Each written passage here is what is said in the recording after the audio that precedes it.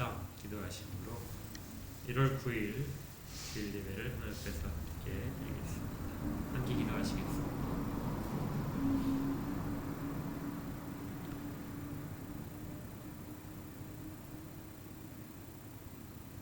성부와 성자와 성령 삼위 하나님의 크심을 찬양드립니다.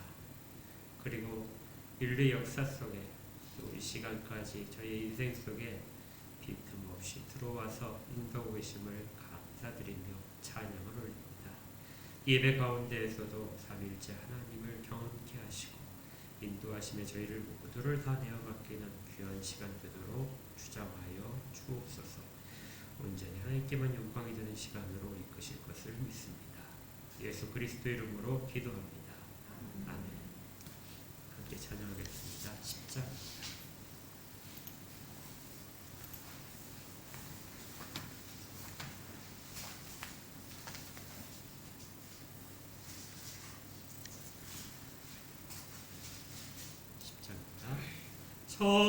전능하고 오셔서 주 이름 찬송케 하옵소서. 영광과 권능의 성부여 오셔서 우리를 다스려 주옵소서. 강생한 성자여 오셔서 기도를 들으소서. 택하신 백성들 복 내려 주시고 거룩한 마음을 주옵소서. 강요의 주 성령 오셔서 큰 증거 주옵소서. 전능한 주시여 각 사람 마음에서 떠나지 마시고 계십소서.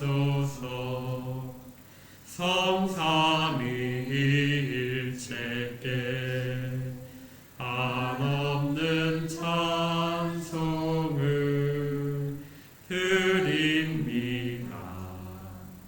존귀한 주님을 영광 중 배웠고 영원히 모시게 하옵소서. 아멘. 사도신경으로 신경을 함께 고백합니다. 사도신경입니다. 시작. 전능하사 천지를 만드신 하나님 아버지를 내가 믿사오니 그의 아들 우리 주 예수 그리스도를 믿사오니 이는 성령을 있게 하사 먼저 마리아에게 나시고 본디오 빌라도에게 고난을 받으사 십자가에 못 박혀 죽으시고 장사한 지 사흘 만에 죽은 자 가운데서 다시 살아나시며 하늘에 오르사 전능하신 하나님 우편에 앉아 계시다가 저리로서 산 자와 죽은 자를 심판하러 오시리라. 성령을 믿사오며 거룩한 공예와 성도가 서로 교통하는 것과 죄를 사하여 주시는 것과 몸이 다시 사는 것과 영원히 사는 것을 믿사옵나이다. 아멘. 258장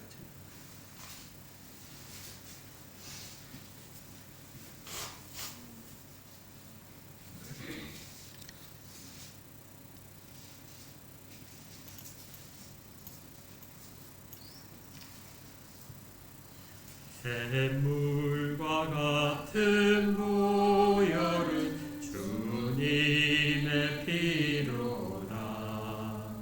보혈의 죄를 씻으면 정하게 되겠네.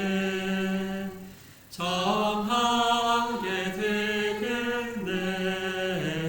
정하게 되겠네. 보혈의 죄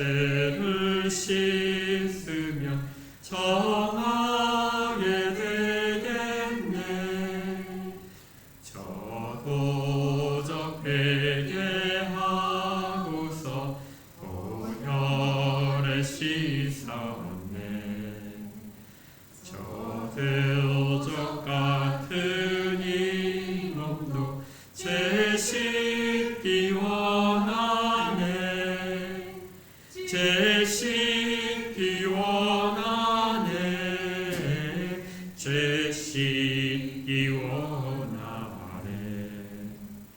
저 도적 같은 이 몸도 죄 씻기 원하네.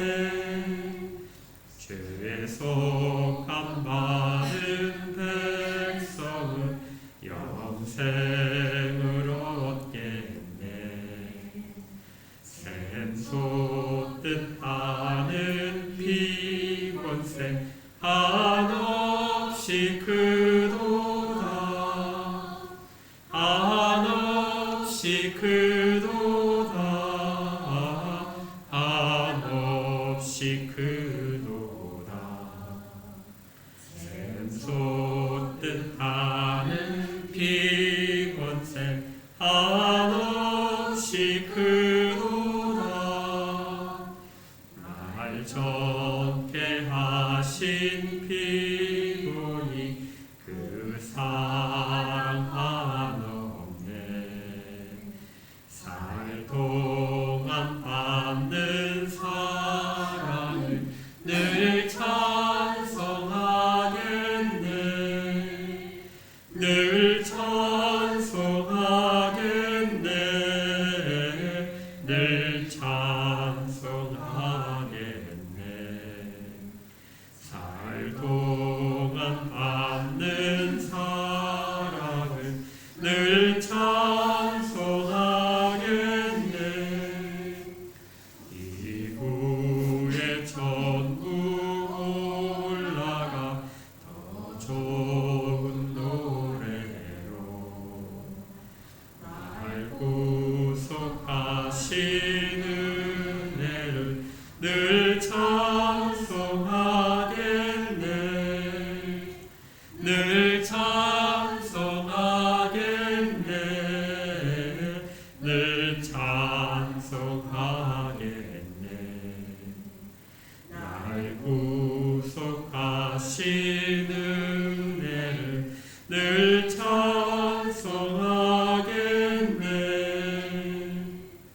아멘. 함께 기도하겠습니다. 하나님 아버지, 하나님께서 저희들 가운데 베풀어 주신 은혜들을 생각합니다. 인생이 무엇이간데 주께서 저희를 생각하시고 또 주께서 저희들을 늘 동행하시고 보호하시는지 저희들이 주의 은혜를 생각할 때마다 감사 외에 드릴 것이 없음을 부끄럽게 생각합니다. 저희들의 영혼이 그 저희들의 마음의 모든 부분들이 하나님의 은혜로만 채워지도록 저희들 마음의 욕심들이 더 이상 자리 잡지 않도록 그렇게 지켜 주시옵소서. 그래서 하나님께 드리는 모든 찬양들이 기쁨의 찬양이 되고 순전한 감격의 찬양들이 될 수 있도록 인도하여 주시옵소서. 저희들이 세상을 살면서 하나님의 은혜를 받아 지금까지 잘 살고 있습니다.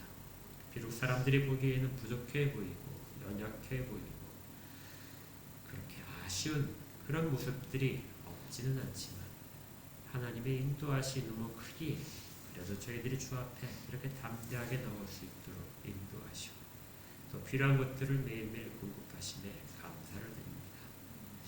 하나님, 하지만 세상 삶 가운데 여전히 부족한 부분이 있어서 아뢰기도 하오니 그 모든 부분들에 대하여 응답하여 주시옵소서. 저들 가운데 건강이 부족한 자들에게는 건강을 허락하여 주시옵소서. 육신의 만족을 위한 건강이 아니라 하나님 앞에 조금 더 쓰임받기 위한 건강이 되게 하시고 재물이 부족한 자들에게는 재물을 허락하셔서 그들의 필요들이 채워지도록 인도하여 주시옵소서. 하지만 그 재물도 욕심과 만족을 위한 재물이 아니라 하나님께 영광 돌리기 위한 재물들로 채워주실 것을 구합니다. 그러한 마음들이 준비되었을 때 넉넉하게 필요한 것 이상으로 채워준다는 그 약속들을 오늘도 붙잡도록 도우시옵소서. 진로 문제와 지혜가 부족하여 여러 가지 능력이 부족하여 구하는 모든 자들에게는 하나님의 영광을 드러내며 부족하지 않도록 모든 것들을 풍성하게 채워 주시옵소서. 그리고 마음 가운데 하나님의 영광을 위하여 그러한 것들이 다 사용되기를 간절히 소원하는 마음도 함께 허락하여 주시옵소서. 특별히 영혼들 구원을 위하여 붙잡고 기도하는 모든 자들에게는 더 큰 섭리로 하나님께서 함께 하시고 주님의 때까지 기도를 쉬지 않도록 인도하시며 또 그렇게 하는 모든 결과들을 목격하도록 속히 역사하여 주시옵소서. 이 땅의 선거를 앞둔 한 해입니다. 하나님 좋은 지도자가 선출이 되게 하시고 또 그를 통하여 이 땅에서 부족하지만 정의들이 실현되게 하시고 사람들의 인권들이 보장되도록 그렇게 인도하시며 또 주의 복음을 듣고 주의 복음을 전하는 모든 자들 가운데에서 이 땅의 모든 정부들이 도움이 되도록 그렇게 인도하실 것을 구합니다. 지금도 외국에 나가서 수고하는 모든 선교사들을 지키시고 이 땅의 모든 교회들이 드리는 예배 가운데 하나님의 영광만이 드러나도록 인도하여 주시옵소서. 함께 드리지 못하는 지체가 있습니다. 그 드리는 모든 곳곳에서도 하나님 그의 영혼을 붙드시고 말씀으로 인도하여 주시는 하루가 되게 하여 주시옵소서. 주의 말씀을 받습니다. 말씀 가운데 저희들이 다 순전하게 정직하게 서도록 하시고 그 말씀이 향하는 곳이 저희들의 영혼과 마음이 되도록 주장하여 주시옵소서. 변화받기를 소원하는 마음들로 말씀을 받기를 원합니다. 함께 하실 것을 구하며 예수 그리스도 이름으로 기도합니다. 아멘. 하나님 말씀을 함께 보겠습니다. 하나님 말씀 히브리서 4장 11절부터 16절까지의 말씀입니다. 히브리서 4장 11절부터 16절까지의 말씀입니다. 우리 한 목소리로 같이 읽을까요? 11절입니다. 시작. 그러므로 우리가 저 안식에 들어가기를 힘쓸지니 이는 누구든지 저 순종하지 아니하는 본에 빠지지 않게 하려 함이라. 하나님의 말씀은 살아있고 활력이 있어 좌우의 날선 어떤 것보다도 예리하여魂과 영과 및 관절과 골수를 찔러 쪼개기까지 하며 또 마음의 생각과 뜻을 판단하나니 지으신 것이 하나도 그 앞에 나타나지 않으며 없고 우리의 결산을 받으실 이의 눈앞에 만물이 벌거벗은 것 같이 드러납니다. 그러므로 우리에게 큰 대제사장이 계시니 충천하신 이 곧 하나님의 아들 예수시라. 우리가 믿는 도리를 굳게 잡을지어다. 우리에게 있는 대제사장은 우리의 연약함을 동정하지 못하실 이가 아니요 모든 일에 우리와 똑같이 시험을 받으신 이로되 죄는 없으시니라. 그러므로 우리는 긍휼하심을 받고 때를 따라 돕는 은혜를 얻기 위하여 은혜의 보좌 앞에 담대히 나아갈 것이니라.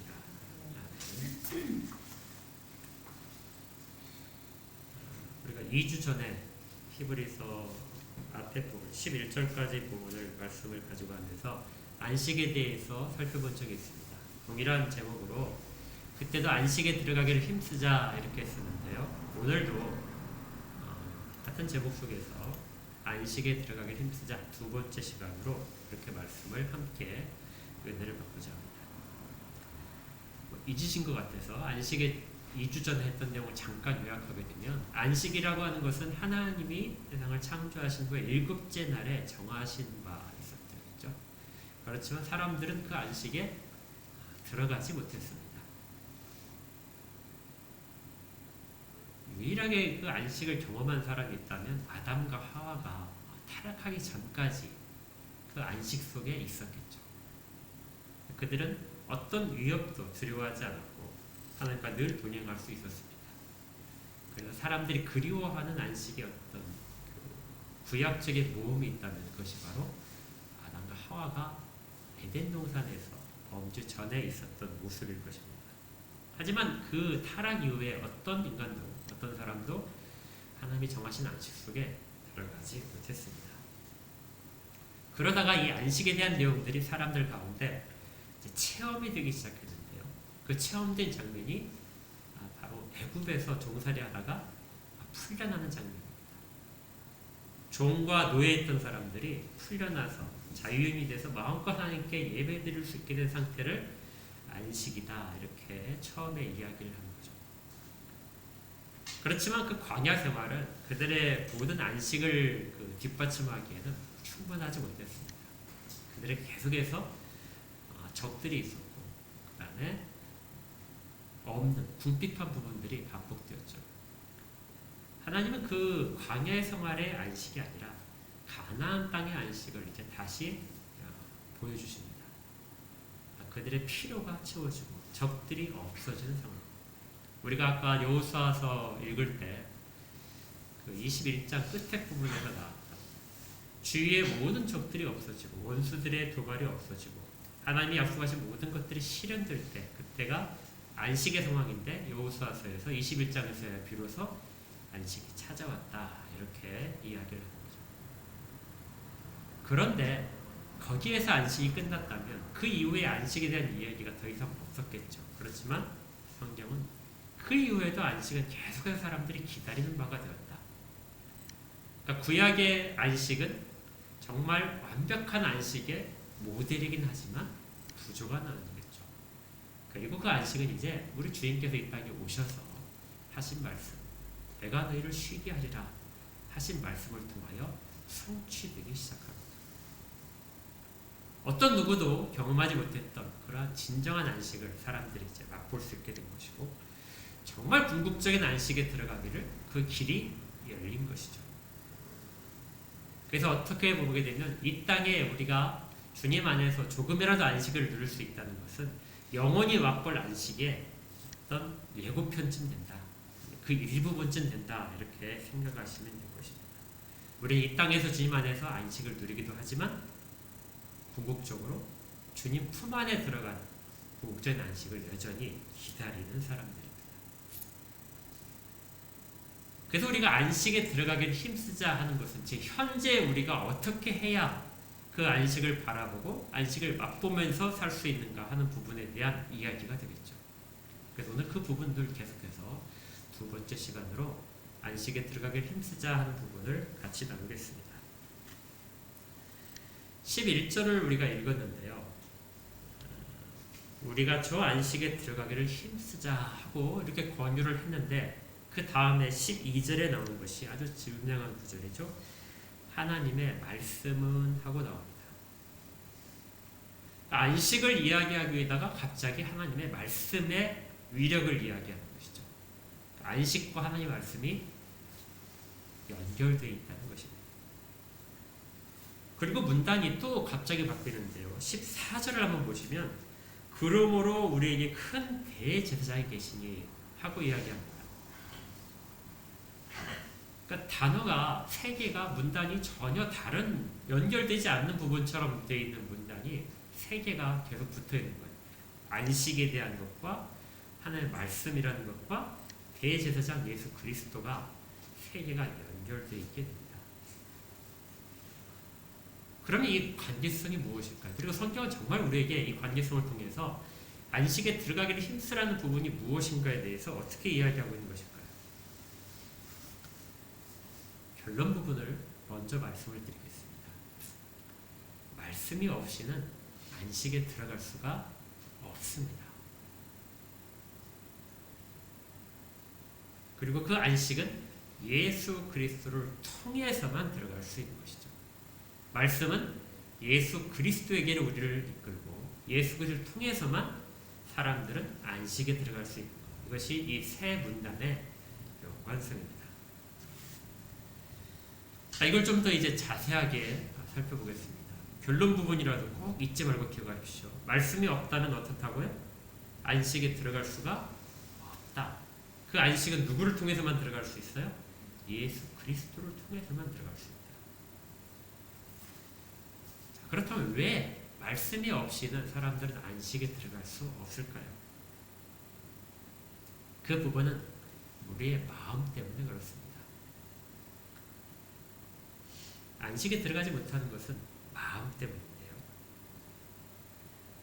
우리가 사람들의 마음에 대해서 어떤 사람들은 이 마음이 매우 자유롭다, 깨끗하다 이렇게 생각하는 사람도 있고 어떤 사람은 매우 오염되어 있다, 어떤 사람들은 뭐 가치 중립적이다 이렇게 말하는 사람도 있습니다. 그래서 성경에서 말하는 이 마음의 현재의 모습, 우리가 성경에서는 믿지 않는 사람들을 무엇이라고 지칭하냐면 자연인이라고 지칭을 하죠. 성경이 아니라 우리 신학적으로. 그래서 믿지 않는 상태는 다 자연인입니다. 태어날 때의 모습 그대로 그냥 어떤 하나님의 개입이 없다면 그 상태로 흘러가는 사람들을 자연인이라고 하는데, TV 프로그램에서 나는 자연인이다 하는 그 자연인을 성경에서는 좋게 보지는 않는 것이죠. 왜냐하면 자연인에 대해서 성경에서는 이렇게 정의를 하고 있기 때문에 그렇습니다. 마가복음에 있는데요.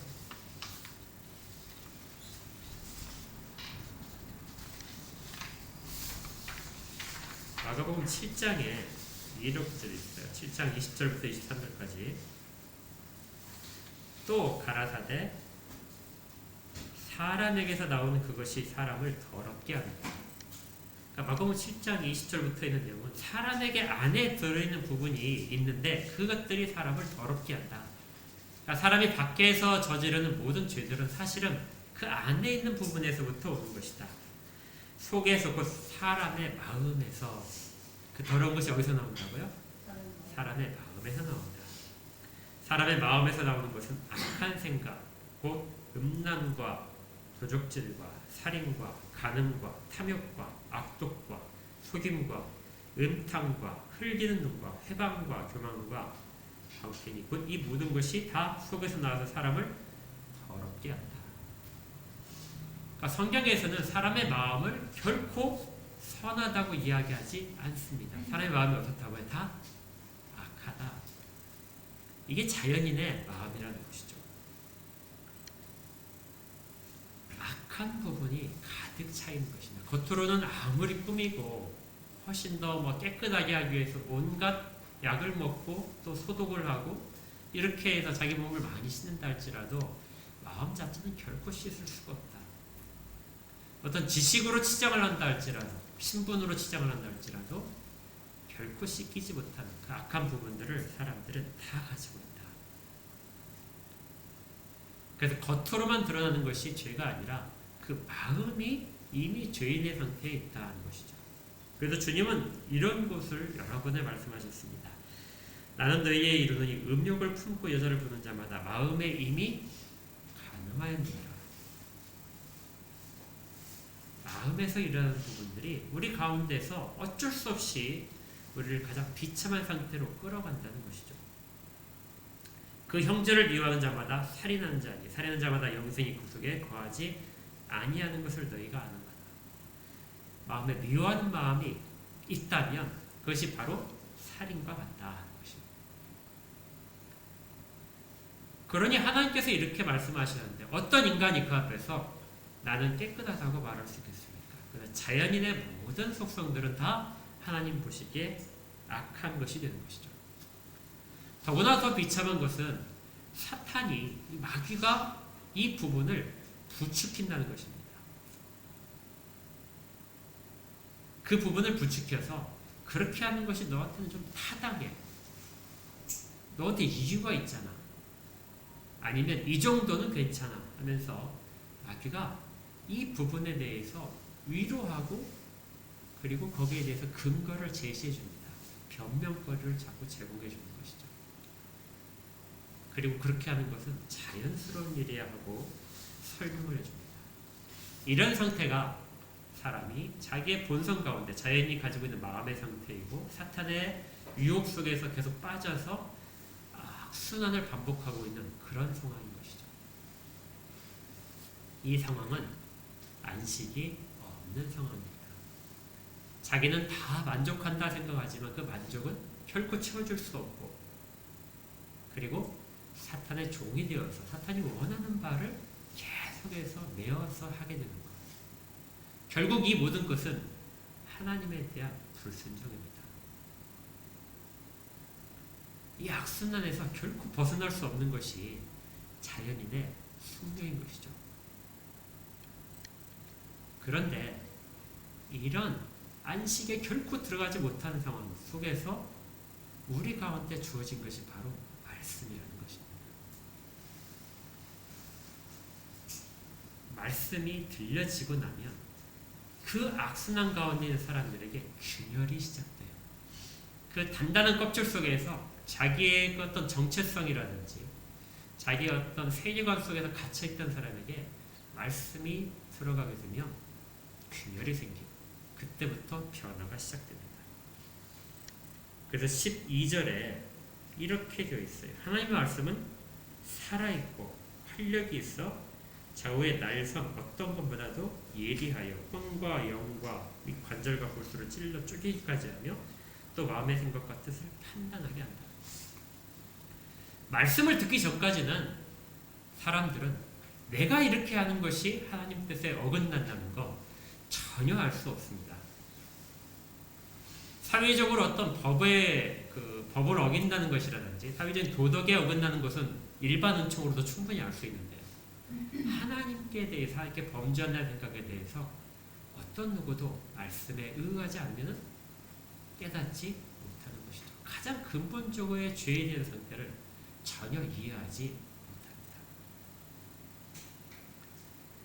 그래서 하나님 말씀이 들려지게 되면 그리고 그것이 작동을 하기 시작하면 자기 가운데에서 그 부분에 이전의 모든 자기의 더러운 것들이 하나하나 낱낱이 드러나기 시작하죠. 그래서 성경에서 이 부분을 뭐라고 그래요? 혼과 영과 관절과 골수를 쪼갠다. 말씀이 아주 날이 서서 양쪽에 다 날이 서 있는 아주 시퍼렇게 날이 서 있는 칼보다도 말씀이 더 날카로워서 그 빈틈을 다 찢고 들어간다. 찢고 들어가 낱낱하게 헤쳐서 사람들이 어떤 상황인가를 스스로 알 수 있게 만든다는 것입니다. 말씀이 이 작용을 하는데 이 작용을 경험하지 못한 사람들은 결코 안식에 들어가는 첫걸음을 내딛지 못한 것과 같습니다. 말씀 앞에서 나는 어떤 존재인가? 여러분들이 지금 설교를 들으러 오셨지만 설교를 들으실 때 아니면 하나님 말씀을 같이 읽는 순서도 많이 있죠. 읽을 때 그 말씀이 나에게 들어와서 나의 영혼을 쪼갠다. 내 가장 단단하게 갇혀있는 부분들을 쪼개는 능력이 있어서 그걸 쪼개고 있다 하는 경험이 없다면 우리는 예배를 드린 자로서 예배자로서의 성공하지 못한 시간을 보낸 것입니다. 말씀은 지금도 우리의 심령을 쪼개는 위력을 가지고 지금도 작동하고 계십니다. 그래서 이 부분을 뭐라고 하냐면 말씀이 어떻다고요? 살아있다. 말씀이 생명력이 있다는 것입니다. 말씀이 활동하고 능력을 발휘해서 사람들을 해치고 있는 그 상황에 대해서 너희들이 경험을 해야 그것이 바로 안식에 들어가는 첫 번째 단계라는 것이죠. 근데 여기에서 우리가 조심할 것이 하나 있는데요. 우리가 이 부분에 말씀이 사람들의 영혼을 쪼개고 심령을 쪼개서 마음들을 드러낸다고 할 때 우리가 착각하기 쉬운 것 중에 하나가 범하기 쉬운 잘못이죠. 이 부분을 다른 사람에게 즉시 적용하기 때문에 그렇습니다. 우리는 말씀이 쪼갠다고 하니까 말씀을 누구의 심령에 이 말씀이 들어가서 쪼갰으면 좋겠다. 저 사람 마음이 쪼개졌으면 좋겠다 하고 먼저 생각을 하는 거예요. 말씀은 누구한테 들려져서 누구를 쪼개는 것이죠? 자기 자신에게 먼저 쪼개져야 됩니다. 이 작업을 거치지 않고 다른 사람을 향하는 말씀이라고 하는 순간 말씀은 내게 들어오지 않은 것입니다. 나를 쪼개고 나를 적절하게 드러내는 것. 결국 이에 대해서 13절에 이렇게 얘기합니다. 이는 눈앞의 만물이 벌거벗은 것 같이 드러나게 된다. 우리의 한 심령도 그렇지만 나중에 이 말씀 앞에 모든 만물들이 다 벌거벗은 것처럼 드러나게 될 것이다. 하나도 감출 수 있는 부분이 없을 것이다 하는 것이죠. 이 부분에 대해서 히브리에서는 어떤 모델을 가지고 있냐. 우리 안식에 대한 모델도 광야에서의 생활과 가나안 땅에 들어가는 것, 구약적인 것을 가지고 히브리 사람들이 모두 다 이해할 수 있는 것처럼 그렇게 모델을 가지고 설명하는 것처럼 이것도 마찬가지입니다. 이렇게 칼이 들어가서 관절과 골수를 다 쪼개서 헤쳐주는 이 모델은 구약에서 제사를 지낼 때의 모습을 연상케 하죠. 재물을 가져가서 제사장 앞에 가져가면 제사장이 거기에 대해서 피를 흘리게 되고 각을 뜨죠. 다 각을 뜬다는 말은 뭐죠? 다 쪼갠다는 뜻입니다. 관절을 쪼개고 해서 그 몸을 재물을 해체시키는 것입니다.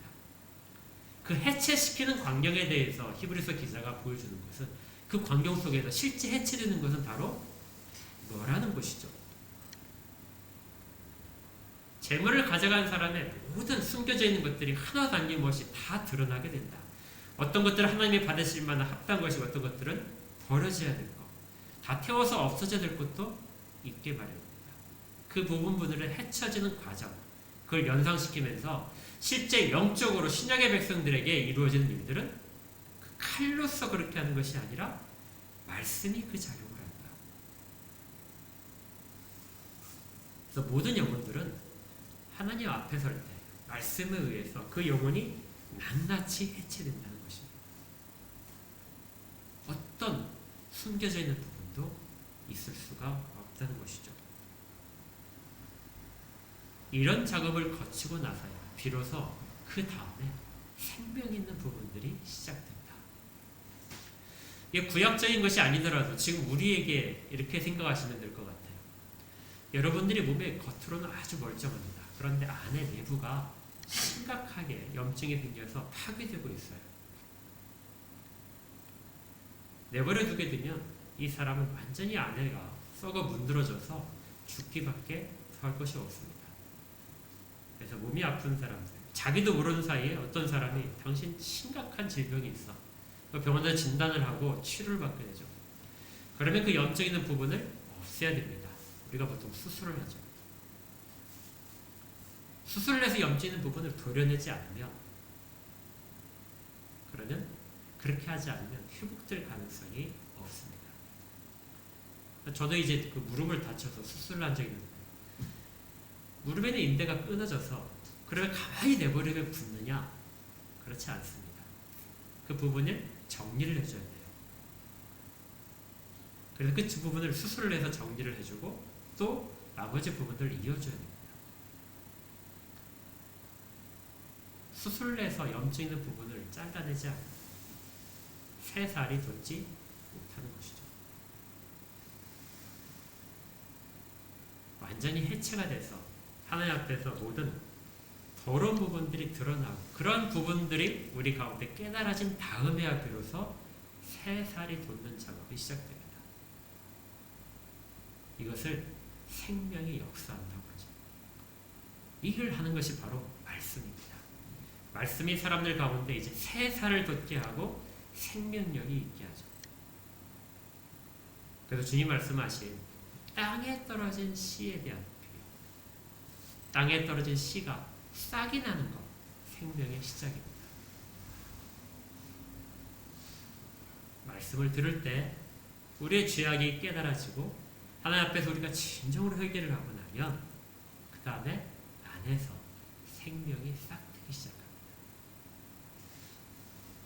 그리고 그 싹튼 생명이 자라기 시작하죠.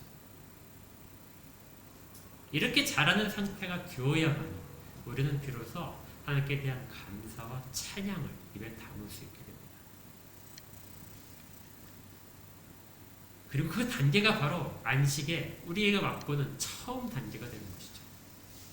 그러니까 사람들이 생각할 때 안식은 우리가 느끼는 이 부분에 대해서 안식이 찾아왔다. 내가 정말 내 어떤 문제 하나가 해결이 되고 내 마음 가운데 어떤 평안을 잠깐 맛보고 이렇게 됐을 때 죄에 대한 문제에 대한 그 생각들이 감수됐을 때 이때 안식을 경험한다 이렇게 하지만 이건 정말 첫 단계에 지나지 않습니다. 정말 안식은 하나님의 약속들을 바라보게 하는 것이죠. 다시 구약의 제사법으로 살짝 돌아가겠습니다.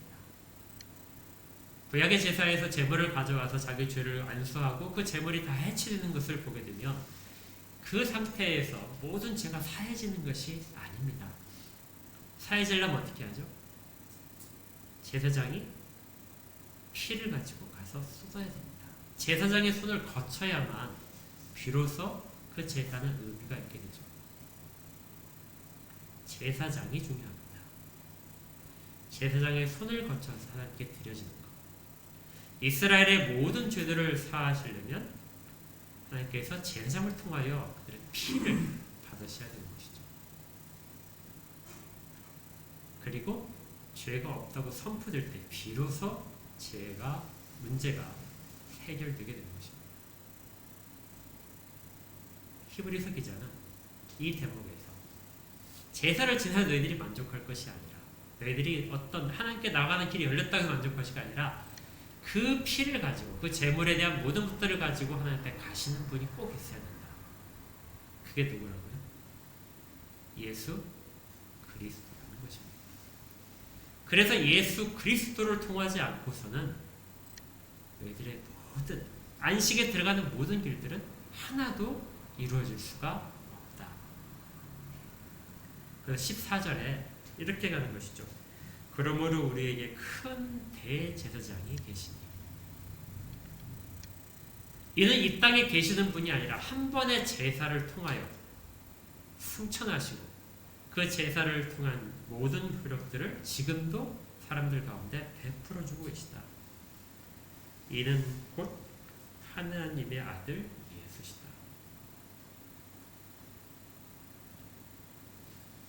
예수가 우리의 모든 죄를 지고 그 모든 것들이 해체됨을 경험케 하시고 그리고 그 모든 피를 가지고 자기의 피를 가지고 그 하나님 앞에 올라가서 영원한 제사를 지내는 것. 이것이 있음으로 해서 우리의 안식은 이제 완성되는 것이다. 이렇게 말하는 것이죠. 그러므로 사람들 눈 속에는 사람들이 목격하기에는 그 안식은 보이지 않습니다. 그렇지만 지금도 그 안식에 대한 일들은 우리 속에서 일어나고 주인께서는 그 안식에 대한 것들을 우리가 경험키를 바라시는 것이죠. 그러면 이 땅에 살면서 이 안식에 대한 우리가 가지는 최고의 순간들은 어디서 나타나냐면요. 16절입니다. 그러므로 우리는 긍휼하심을 받고 때를 따라 돕는 은혜를 얻기 위하여 은혜의 보좌 앞에 담대히 나갈 것이다. 어디로 간다고요? 담대히 나아간다. 원래 죄를 지은 사람은 하나님 앞에 나아가지를 못합니다. 아담과 하와가 죄를 범한 다음에 하나님의 얼굴이 두려워서 피할 뿐만이었죠. 숨어 지낼 수밖에 없는데요. 하나님 앞에 담대히 나아간다는 것은 그래서 아주 큰 일입니다. 하나님 앞에 담대히 나아갈 수 있는 이것이 바로 생명의리 가운데 시작됐기 때문에 가능합니다.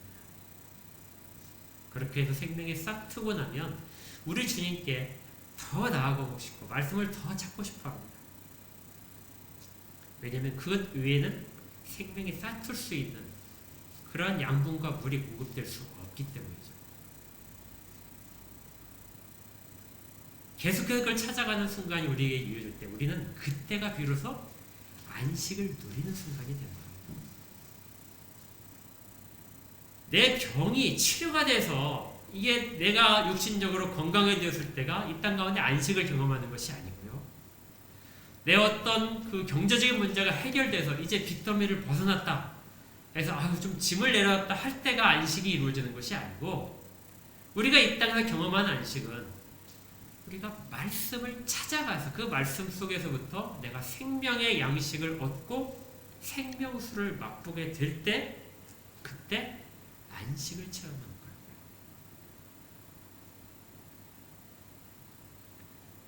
우리에게 진정으로 허락된 안식, 내가 해방되는 경험들, 이러한 것이 말씀을 통해서만 가능한 것입니다. 이걸 경험한 사람들이 예수 그리스도 앞에 은혜의 보좌 앞에 담대히 나아갈 수 있습니다. 그걸 차지하는 것이 어떤 것보다도 더 중요하기 때문에 그렇죠. 아까 우리가 그 의사를 찾아가는 이야기를 잠깐 했지만요. 여러분들이 의사를 믿지 못하면 그 병원에 가서 치료를 받을 수 없습니다. 그렇죠? 사람들이 왜 자기가 중환병에 걸렸을 때 좋은 의사, 명의를 찾아가죠? 그 사람은 나를 치료할 수 있다고 생각을 하기 때문에 그렇습니다. 그래서 아주 큰 병원들에 유명한 의사가 있다면 어떻게든지 간에 조금 시간이 걸리더라도 그 사람에게 예약을 하고 그리고 가서 그 병원에서 치료받기를 그렇게 소원한 것입니다. 실제로 우리가 다 그래봤잖아요. 이런 그 실험이 있었어요. 지금 한참 전 됐지만 EBS에서 그 인간의 두 얼굴이라는 그런 특별한 그 다큐멘터리를 찍은 적이 있습니다. 혹시 보신 적 있나요? 나중에 한번 꼭 보십시오. 심리학을 사람들에게 소개시켜주는 프로그램인데 그래서 6번에 걸쳐서 다양한 실험들이 이루어졌습니다. 그런데 그 중에 한 실험이 있었어요. 환자가 병원을 찾아왔는데 이제 병원에 의사와 간호사가 있는 것이죠. 그런데 이 사람은 아주 심각한 질병이 아니고 이제 그 일반적인 진료를 받으러 왔는데 의사가 전혀 엉뚱한 그 지시를 하는 거예요. 예를 들어 감기 환자가 찾아왔는데 이 감기 환자한테 코를 잡고 그 코끼리 코 잡고 이렇게 맨맨 도는 거 있잖아요. 땅에서 맨맨 돌아보라고 하는 겁니다. 의사가. 그러니까 환자가 찾아와서 의사가 시키니까 어떻게 하죠? 그냥 합니다. 이래. 그러니까 뭐 이마를 뭐 만져보고 배를 또 만져보세요. 이렇게. 배꼽 주위를 뭐 10번을 문지르세요. 이렇게 이런 식으로 하고 그다음에 뭐 양쪽 귀를 잡고 뭐 느려보세요. 뭐 이런 식으로 계속 시키는 거예요. 옆에서 보는 사람들 볼 때는 저 무슨 관계야? 우리 이제 그 프로그램의 속성을 아니까 그것이 거짓이라는 걸 알죠. 그래서 환자는 그 의사가 시키는 것을 그대로 다 합니다. 신발을 벗고 맨발로 양말도 벗고 왼발로 서보세요. 뭐 이렇게도 얘기하고. 근데 그냥 다 하는 거예요. 쪼그렸다 일어났다 앉아서 그 자리에서 앉아서 10번을 해보세요. 뭐 팔굽혀펴기 10번을 해보세요. 감기 환자하고 팔굽혀펴기가 무슨 관계가 있습니까? 그런데 다 해요. 그러면서 거기에 소개해 준 것이 우리는 권위에 대해서 권위 있는 사람이 하는 것, 그 장소에서 권위 있는 사람이 서 있다면 그것에 대해서 순종하려는 개념입니다. 잘못된 권위를 할지라도. 그런데 그 권위를 인정하지 못하면 따르지 않는 것이죠. 근데 의사에 대해서 그렇게 권위에 대해서 정말 아무것도 아닌 권위지만 그 의사가 치료를 할 수 있는 어떤 부분에 대해서 역량이 있다고 인정하기 때문에 그 의사의 무리한 요구도 치료에 필요하다고 생각해서 하는 것이죠. 그런데 정말 우리의 영혼의 의사신 예수 그리스도 앞에서 그분의 권위를 인정한다면 그분이 우리 가운데 영혼을 위해서 말씀하신 모든 것들에 대해서 왜 순종을 않느냐 하는 부분이 나오게 됩니다. 의사보다 예수가 권위가 없나요? 우리의 상태가 그 말을 안 들어도 괜찮을 만큼 그렇게 사소한 것인가요?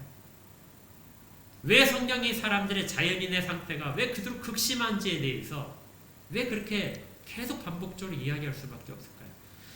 사람들은 나는 괜찮다고 생각하기 때문에 그렇습니다. 아까 말씀드렸지만 말씀이 들려졌을 때 우리의 영혼과 심령들을 쪼개고 우리의 죄악된 부분들을 드러내게 되는데 낱낱이 해부해서 드러날 때 왜 그 말씀이 나랑과 상관이 없다고 생각하고 다른 사람에게 그 말씀이 적용되어야 된다고 생각하죠? 나는 괜찮다고 보기 때문에 그렇습니다. 그 말씀이 내게 들려지는 말씀이 아니라고 생각합니다. 예수의 말씀의 권위가 우리 가운데 효력이 없다고 느껴지기 때문에 그렇죠. 말씀은 그렇지 않습니다. 우리 영혼 가운데 가장 1차적으로 작용을 해서 우리 영혼을 해치우는 것이죠.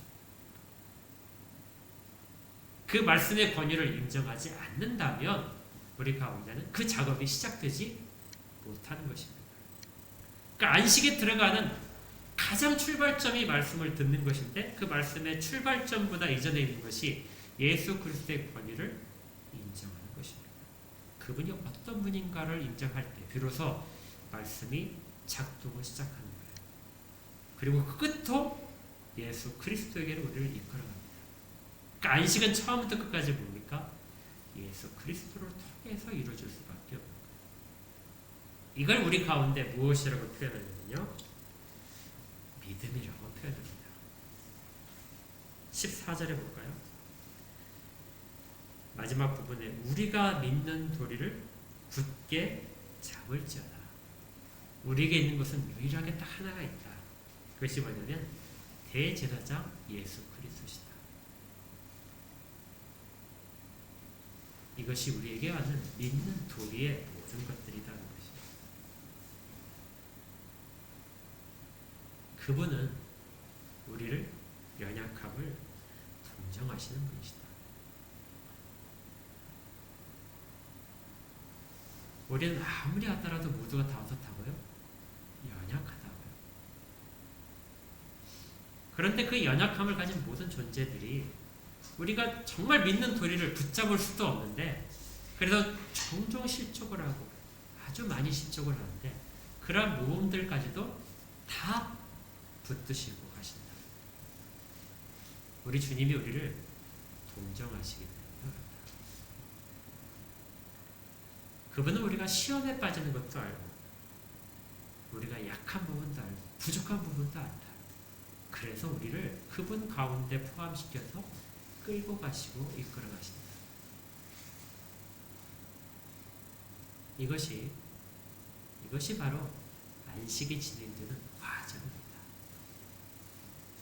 그리고 마침내 우리의 모든 적들을 다 물리치고 하나님이 약속하셨던 우리 주님을 통해서 약속하셨던 그 모든 일들이 다 이루어졌습니다 할 때 우리는 비로소 진정한 안식 속에 들어가 있겠죠. 누구나가 다 그 고백을 마지막에 할 것입니다. 어떤 누구도 그 앞에서 숨기지 않고 다 드러나 있을 때 마지막 날에 사람들은 두려움 가운데 하나님 앞에서 두려워 떨 때 이 안식에 들어간 사람들은 그 가운데 우리 주님을 찬양하며 서 있을 것입니다. 그리고 지금도 우리는 그것들을 맛보면서 사는 것이죠. 정리를 해보겠습니다. 안식이 어떻게 들어가기 시작한다고요? 뭘로 시작된다고요? 말씀에서 시작됩니다. 말씀이 우리의 영혼을 어떻게 한다고요? 쪼갠다고요. 그 쪼개지는 과정을 우리가 말씀을 통해서 스스로 경험을 해야 됩니다. 그리고 쪼개서 잘못된 부분들이 다 버려질 것들이 버려질 때 그때야 비로소 우리 가운데 생명이 시작됩니다. 새 살이 돋고 새 영혼이 주님을 찾아가기 시작하는 거죠.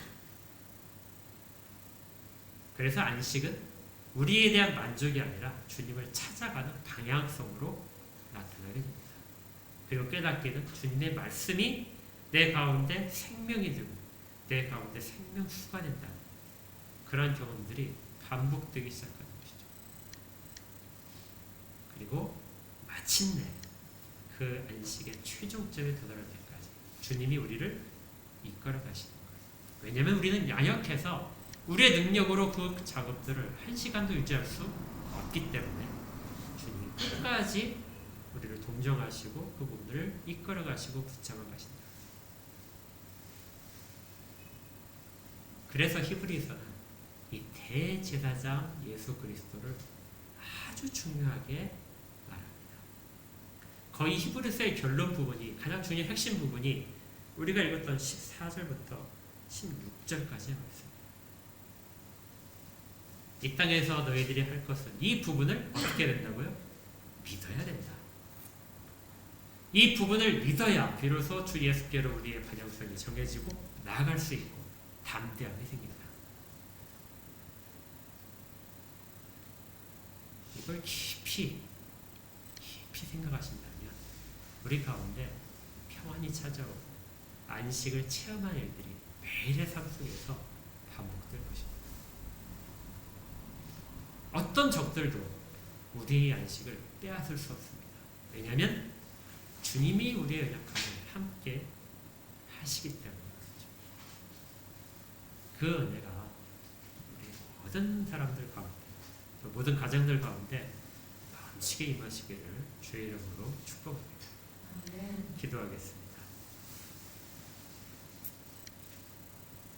하나님 아버지 감사합니다.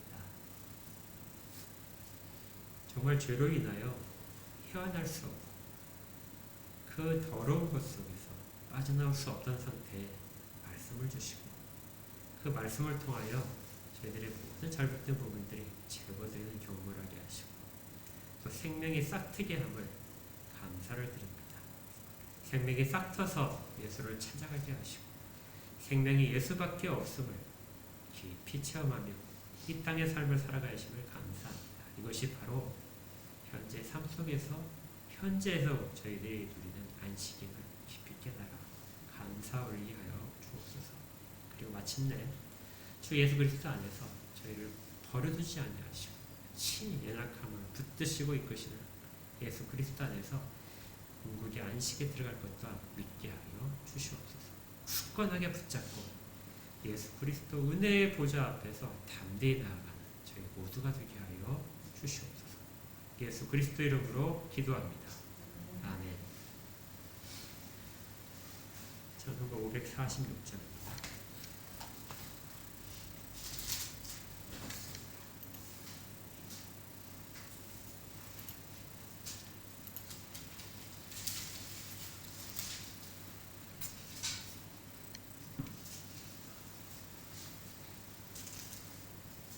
전입니다. 546장. 주님 약속하신 말씀 위에서 영원토록 주를 찬송하리라. 소리 높여 주께 영광 돌리며 약속 믿고 굳게 서리라. 굳게 서리 영원하신 말씀 위에 굳게 서리 굳게 서리 그 말씀 위에 굳게 서리라. 주님 약속하신 말씀 위에서 세상 염려 내게 엄습할 때에 용감하게 힘써 싸워 이기며 약속 믿고 굳게 서리라. 굳게 서리 영원하신 말씀 위에 굳게 서리 굳게 서리 그 말씀 위에 굳게 서리라. 주님 약속하신 말씀 위에서 영원하신 주의 사랑 힘입고 성령으로 힘써 싸워 이기며 약속 믿고 굳게 서리라. 굳게 서리 영원하신 말씀 위에 굳게 서리 굳게 서리 그 말씀 위에 굳게 서리라.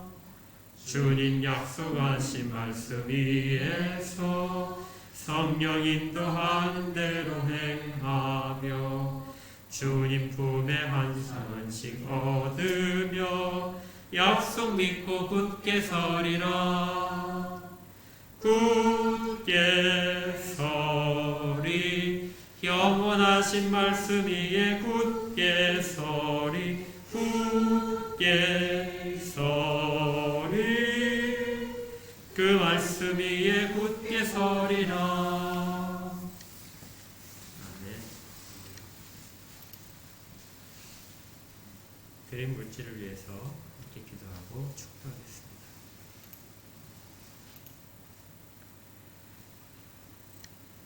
하나님 아버지 감사합니다. 자녀 삼아주시고 하나님의 자녀로서 이 땅 가운데서 참다옵게 안식을 누리며 살 수 있게 하심을 감사드립니다. 안식의 진정한 실체를 깨닫라 알게 하셨사오니 이 땅의 것들로 안식이 채워지지 않게 하시고 오로지 예수 그리스도 안에 있으면서 채워지는 모든 것들을 경험케 하여 주시옵소서. 그것이 비할 수 없이 큰 복임을 깨달아 알게 하여 주시옵소서. 저희들이 세상 가운데 땀 흘려 필요한 물질들을 공급받게 하심을 감사드립니다.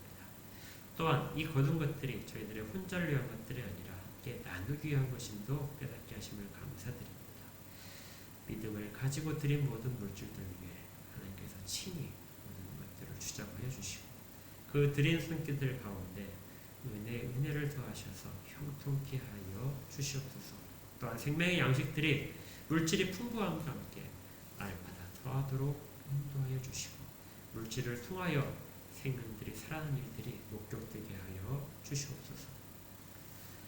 이제는 우리 구주 예수 그리스도의 은혜와 하나님 아버지의 크신 사랑하심과 성령님이 내주하시며 인도하시고 흔들리지 않도록 붙들어 주시는 모여 예배드린 모든 자들 가운데 한뜻교회에 속해 있는 모든 지체들 가운데 그리고 그들의 직장과 생업들과 가정들 가운데 영원까지 함께 있을지어다. 아멘.